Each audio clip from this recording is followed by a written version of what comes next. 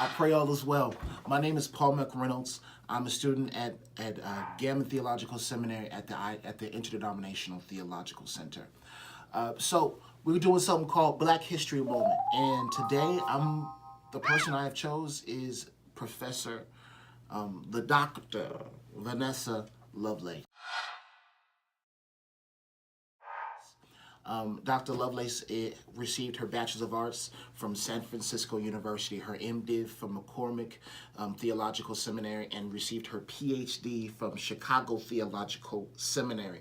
She is a professor of Hebrew Bible, Old Testament, the Deuteronomist text, womenist theology, gender and sexuality. This is a bad girl, let me tell you. And she changed my life. I remember when the first time I met her on a visit here to Gammon Theological Seminary, and we had an opportunity to sit in on a class, and she was talking about womanist theology and the things seen in the text, and she began to pull stuff out, and I was blown away. I said, I had never seen stuff like that or heard it before. And when I finally came to school and I sat in Hebrew Bible, Old Testament, let me tell you, she broke me down. My thought processes, my perspectives on women inside of the text, and it illuminated my mind and my processes to an understanding that I had never seen before.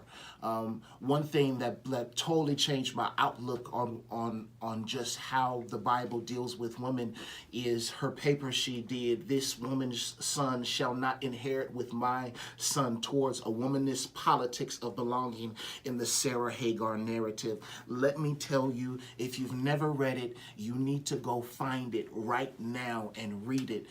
And what it does, she begins to talk about it's not so much the race and all, it's the cultures that we see that are at differences and at odds, and to see how things play in perspective. If you've never read it, you need to go read the article. And for me, it made me dive into the perspective of women that I don't think a lot of times we allow ourselves, especially men, to really look at from the perspective.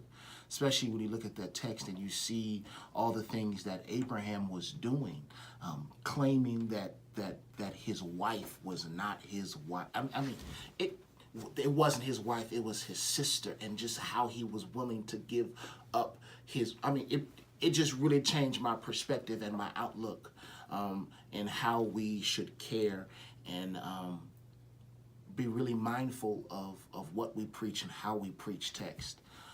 So I'm thankful to Dr. Lovelace. That's my girl. Ain't no one gonna mess with her on this. If you mess with Dr. Lovelace, just know you got a problem with me. Dr. Lovelace, I want to say thank you. Thank you for all your hard work. Thank you for your diligence. And thank you for being a Black theologian. And not just a Black, but a Black woman theologian. Just know that your work has not gone unnoticed, and in my eyes, you are one of the greats. Thank you. Thank you for your hard work.